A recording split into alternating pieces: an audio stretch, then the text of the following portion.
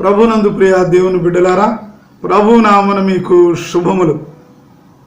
ఇప్పుడు యేసును చూడగోరుట అనే సందర్భాన్ని కొద్ది నిమిషాలు వాక్యానుసారంగా మనం ధ్యానం చేసుకుందాం. యేసు పుట్టినప్పటి నుండి ఆయన చనిపోయి తిరిగి లేచిన వరకు ఆయనను చూడగోరిన వారిని ఒక్కసారి మనం జ్ఞాపకం చేసుకొని మనం ఎలా ఉన్నామో ఒక్కసారి మనల్ని మనం పరిశీలన చేసుకుందాం. మొట్టమొదటిగా మనం చూస్తే ప్రభు అయినటువంటి యేసుక్రీస్తు పుట్టినప్పుడు యూదుల రాజుగా పుట్టినవాడు ఎక్కడున్నాడు, ఇదిగో ఆకాశమున నక్షత్రాన్ని చూచి మేము వచ్చాం అని జ్ఞానులు యేసును చూడగోరారు. ఆయనను వెదికారు. చివరికి వారు మధ్యలో దారి తప్పినా మరలా తిన్ననైన మార్గములో ప్రవేశించి యేసును చూచారు. యేసును చూడడానికి ఊరికే వెళ్ళలేదు, వాళ్ళు కానుకలతో వెళ్ళారు. ఎలాంటి కానుకలు అంటే యేసు ఎవరో లోకానికి చెప్పే కానుకలతో వారు వెళ్ళారు. అద్భుతం, ఆశ్చర్యం. చిన్ని బాలుడు, అప్పుడే పుట్టినటువంటి ఆ బాలుని భవిష్యత్తు ఎరిగినటువంటి జ్ఞానులు ఆయన రాజని, ఆయన దేవుడని, ఆయన మృత్యుంజయుడని ముందే ఎరిగిన వారై అందుకు సరిపడిన కానుకలతో యేసును చూడగోరినట్లుగా మనకు చరిత్ర చెబుతోంది. రెండవదిగా జక్కయ్య, మనం లూకాసు వార్త 19వ అధ్యాయం 4వ వచనములో ప్రభువు ఎరికోలో ప్రవేశించినప్పుడు ఆ రోడ్డులో వస్తున్నాడని విని జక్కయ్య పుట్టివాడైనందున ఆయనను చూడలేనేమోనని గబగబా ఓ మేడి చెట్టు ఎక్కేశాడు. గత 2023వ సంవత్సరం మార్చి నెలలో నేను జెరూసలేం వెళ్ళినప్పుడు ఆ చెట్టును నేను చూసా. ఆ చెట్టు దగ్గర మేము ఫొటోస్ కూడా దిగాం. ఆ చెట్టు ఇప్పటికీ ఉంది. చాలా పెద్దదైపోయినటువంటి చెట్టు, చుట్టూ ఫెన్సింగ్ వేసి ఉంది ఆ రోడ్డు ప్రక్కనే. ఆ చెట్టెక్కి మరీ చూడడానికి సాహసించాడు. ఈయన ఏమైనా చెట్లెక్కి కాయలు కోసేవాడా? కాదు, ఈయన సుంకపు గుత్తదారుడు, ట్యాక్స్ కలెక్టర్. చాలా లెవెల్గా ఉండేటువంటి బ్రతుకు ఈయనది. ఈయన ఆర్థిక స్తోమత ఎక్కువ. కానీ ఎవరో చిన్నపిల్లలు ఎక్కినట్లు చెట్టు ఎక్కేశాడు. ఎంత తెగింపు! యేసును చూడడమే ముఖ్యం. ఎంత దూరమైనా ఒంటెలపై ప్రయాణం చేసి వెళ్ళారు జ్ఞానులు యేసును చూడడానికి. ఎంత ప్రయాస అయినా జక్కయ్య మేడి చెట్టు ఎక్కేశాడు యేసయ్యను చూడడానికి. అలాగే మత్తయి సువార్త 8వ అధ్యాయం 19వ వచనములో మనం చూస్తే ప్రభు దగ్గరకు ఒక శాస్త్రి, అంటే శాస్త్రం ఎరిగిన వాడు శాస్త్రి, అంత పెద్దవాడు ప్రభు దగ్గరకు వచ్చి, అయ్యా నువ్వెక్కడికి వెళితే నేను అక్కడికి వచ్చేస్తానంటాడు. అవును, ఆయనను చూడగోరి శాస్త్రి తన అస్తిత్వాన్ని తగ్గించుకున్నాడు. తన యొక్క గొప్ప ఈలోక సంబంధమైన గొప్పతనాన్ని ఆత్మ సంబంధమైన ప్రభువును చూడడానికి పక్కన పెట్టేశాడు.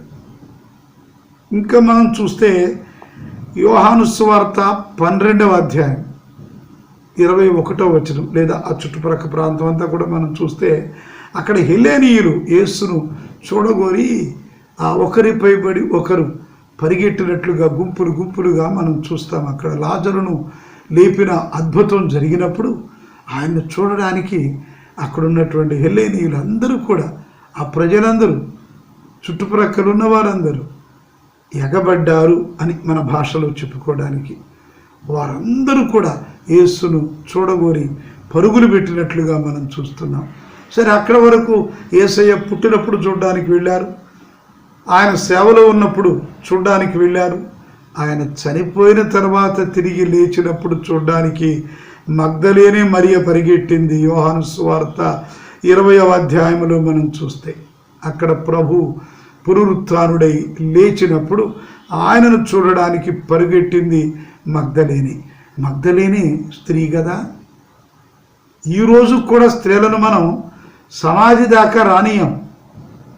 పెద్ద విచిత్రమైన కారణాలు ఏమీ లేవు.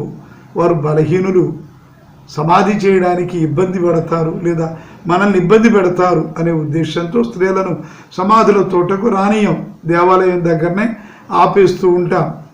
కానీ ఈ స్త్రీని చూడండి, ఈమె స్త్రీ అయి ఉండి ఆ దినాలలో స్త్రీలు పరపురుషులకు కనబడకూడదు, బురఖాలు ధరించాలి అనేటువంటి దినాలలో, అలాగే ఈ దినాలలో కూడా సమాధుల తోటకు అనుమతించబడని ఆ స్త్రీ ఆ రోజున తెల్లవారుచుండగా, అనగా తెల్లవారక ముందే, సూర్యుడు పూర్తిగా రాకముందే భయము లేదు, దిగులు లేదు, ప్రభువును చూడడమే ధ్యాసగా పెట్టుకొని పరుగు పెట్టింది యేసయ్యను చూడడానికి.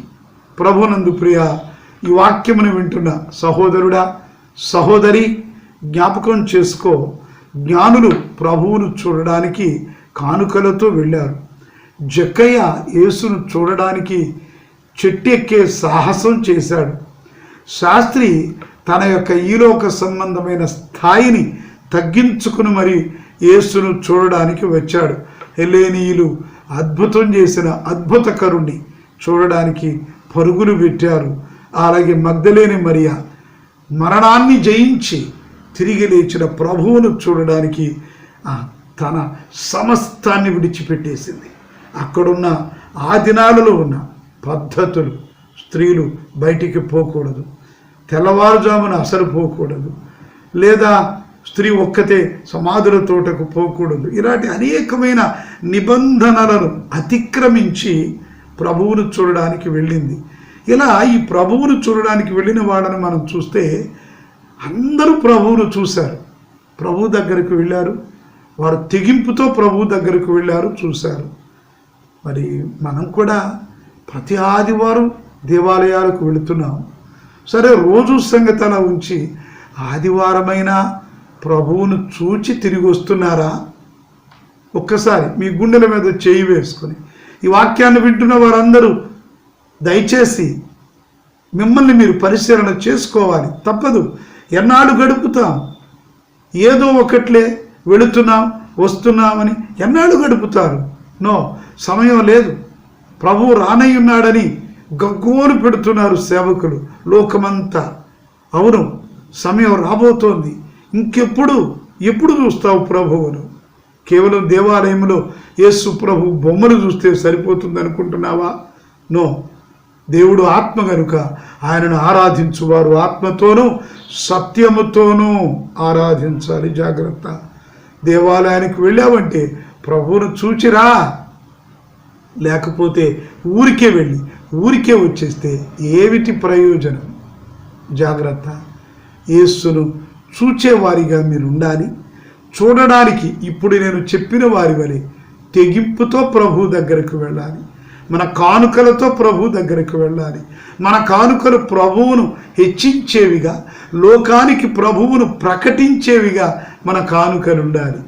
వారు కొబ్బరికాయలు, అరటిపళ్ళు కాదు తీసుకొని వెళ్ళింది. వారు తీసుకొని వెళ్ళిన కానుకల ద్వారా లోకానికి ఆయన ఎవరో చూపించారు.